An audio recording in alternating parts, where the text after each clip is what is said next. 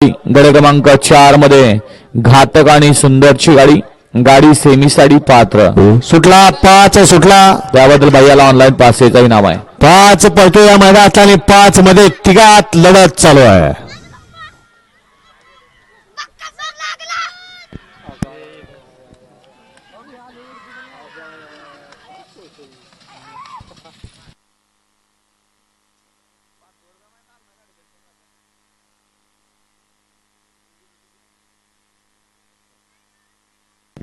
हा